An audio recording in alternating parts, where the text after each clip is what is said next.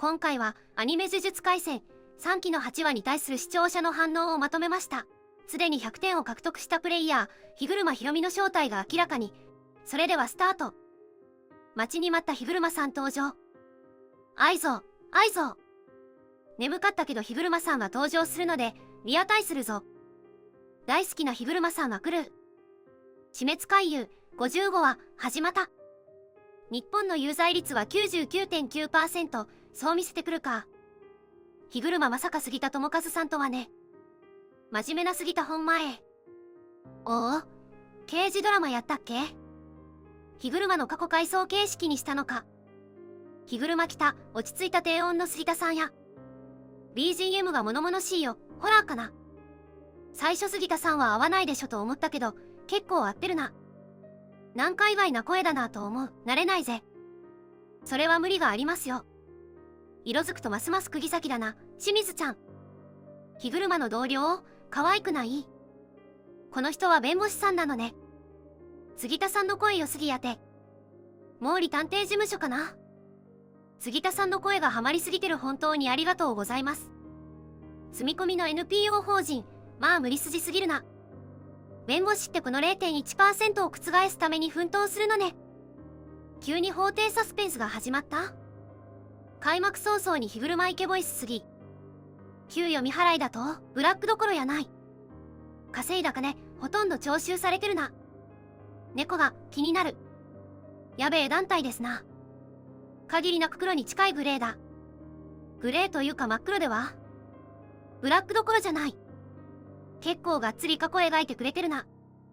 弁護士からどうやって死滅回遊に参加したんだ。なんか違うアニメみたいだぜ。もう日車さん、なんで受けたんですかこの案件。呪術廻戦見ようか思ったらリーガルアニメ始まった。大人の色気が半端ないですね。芥見先生のこういう短編も見てみたいな。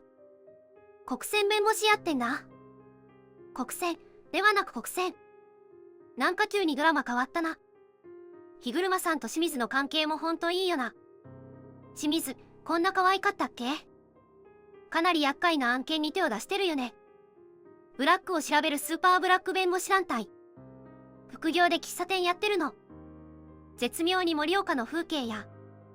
今週ちょくちょくカクカク作がうまいな。音楽明るいけどしんどいよ。嘘つき、無罪になるって言ったじゃないか。ここだけ無音で BGM 途切れるの怖い。飲酒運転で無罪はないだろう。ミステリードラマ？辛い仕事だよ。モブがずっと動いてるのすごいな。さっきから普通と名で済ませるところも全部動いてるぞ。弱者救済、下等。下等と日車が闇落ちした理由結構似てるんやな。ご覧のアニメは呪術廻戦です。こういうので日車さん精神すり減らしたんだなって、良い兄より。心壊れそう。君の心はどうなるのさ、日車くん。このとき目に光がある。まだ光があった日車さん。ヒーローを救うヒーローはどこにいるのさ。ちょっとつくもと下等みたいなシチやったな。逆転裁判の新作アニメかな。すごい弁護士アニメ見てるみたい。思ったよりも日車界ちゃんと描写してくれてて嬉しい。無罪？本当に勝っちゃった。これだけで日車のキャラが分かって好き。あだだ、すぐ控訴してくるぞ。日車弁護士のような弁護士かっこよく感じる。弱者救済、誰か思い出すな。無関係の第三者は言いたい放題だな。現実もそうだ。ネット民の民道。お前ら盗撮すんなよ。写真撮るなよ。クソだな。無罪、勝ったけど控訴してきた。こっからなんかありそうで怖いな。私も頑張りましたよの顔良いな。まあ防犯カメラに映っていたなら。防犯カメラは大きい。俺を信じてくれてありがとう。ちょっと明るい表情の日車が見れて嬉しい。控訴審で有罪無期懲役。二審は有罪で無期懲役。ほらやっぱりダメじゃん。この裁判は初めから有罪ありきの。メンタル死ぬど無期懲役って。証拠もなしに？今回エグいな脚本、今んとこ完璧やんけ。日車こんなかっこよかったんや。ここ大事だから綺麗に丁寧に作ってくれて嬉しい。アリバイ作りのためにも単身者は積極的に外出して防犯カメラに映ることが必要だな。すんごいドラマ見てる感じだ。報われない仕事ですね。社会の流れに押しつぶされてしまう天才。この話弁護士の監修入ってるのよね。この裁判は初めから。現実でもよくあるのが笑えない。ひでえ裁判だ。すんごい目。目がん決まりすぎて怖い。火車を見る容疑者の目、めちゃくちゃグロく表現されてて驚いた。心臓止まるかと思った。嘘つきって顔してる。なぜ私をその目で見る。ここ本当切ない。杉田さんの声相まくりやな。火車が闇落ちするのは道理だな。ここの火車の目、ちゃんと原作再現で嬉しい。ニシンの流れがよくわかんないが、とにかくひでえ話だな。火車は心折れてしまった虎杖裕二。現実は逆転裁判みたいにはいかない。火車さんで頑張ってるのに報われないよね。火車さん映像化、めっちゃドラマやん。私だけは目を開けていたい。いい言葉だ。上から圧がかかっとるんやろな。これで弁護士を睨む程度の教養だからはめられるんだよ。火車良い人すぎたんよな。やり直し、術式やり直しだ来た。火車さんが覚醒。演出うまいというか、空火車狂うよな。って感じ。相棒に出てきそうな話で怖すぎる。腐った法廷にブチギレだった正義の弁護士が呪術師として覚醒したと、正直応援しちゃう要素しかない。私もやりたい。やり直しだ。ジャッジマン来た。何これ？スタンド？ヤバっ声の変わりようがすごい。かっこいい。火車本当にかっこいい。やり直しだのセリフ吹っ切れた感じあってめっちゃいいな。火車さんが呪術師に目覚めた。なんか本格的な裁判ものドラマが始まってる。火車さんの過去はマジで辛すぎる。かっけー鳥肌立った。全員戻れ、やり直しだのシーンの緊張感えぐい。火車絶対人気になるだろ。ジャッジマン、なんか漫画の時の印象よりでかない？待って火車さんかっこよすぎん？立ち姿も顔も心も。あの内容で7分しか進んでない。学生時代下等を思い出さずにいられない、キッチー話だな。これで繋がるの。ようやく前話の続き。どっちかが罠よな。新宿、池袋、どっちだ？甘い、お前そっち側だったんかよ。今なら X にさらされるの確定や。ああ、言わんこっちゃねえ。言ってねえけど。西中の虎が現れた。西中の虎こと虎杖裕二くん。虎杖来たスライディング土下座、強制。暴力反対、こっちが暴力しないとは言ってない。今度はヤンキーアニメかな。虎杖はこの時から戦闘センスは抜群だったか。出ました、西中の虎。へえ、これが出会いか。高校生時代の甘井くんかっこいいな。甘井くんってユージより年上なの。学ランのユージかわいい。疑似フィジギフ相手じゃそりゃ負けるよね。一人目があれだけ飛ばされたら攻撃しようとはならないだろ。バカだからか。池袋芸術劇場。池袋の駅前じゃん。聖地巡礼箇所が増えたな。コロニーの当たってインフラ来てんの？蹴り頭よく殺されへんかったな。横から流れてくる幅で笑う。虎杖のネアカ感やばいな。池袋のこの芸術劇場行ったことないんだよな、そういや。ごめん、虎杖。言えずとも言えない甘い。残念ながら俺はレジーだ。なんだこの変態？伏黒が騙されたか。レミが嘘つきでした。ブチギレ伏黒エッグ。伏黒は外れだった。顔怖い。時間の無駄だ。この女は後でポイントになってもらおう。伏黒を怒り、積み木の命かかってるからな。虎杖の方は正解だった。何してんの、火車さん。風呂入ってるやん。火車さんだいぶ壊れかけてるな。虎杖は火車に会えた。レミさんは嘘つきで甘井くんは正直者。風呂浸かり火車さん来た。着衣しながら風呂入ってんの似合ってんな。風呂に入っている悪い大人。ぐれちゃったんだね。どうやって水持ってきたんすか？お湯ですか？火車さんそのバスタブどこから持ってきたん？どうやってお湯入れたん？シュールだよなここ。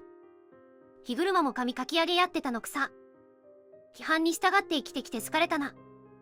疲れたおっさんの演技が上手すぎる。30分も1000円。